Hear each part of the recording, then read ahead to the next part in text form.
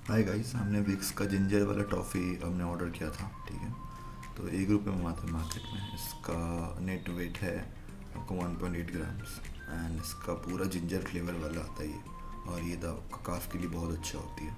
चलो इसको ओपन करते हैं और देखते हैं कैसा है।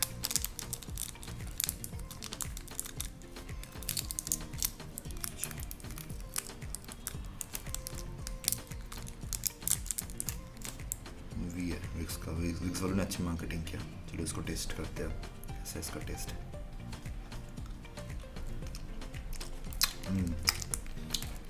जिंजर फ्लेवर अच्छा है, थोड़ा मिंट भी है, स्वीट कम है, ज़्यादा स्वीट नहीं है।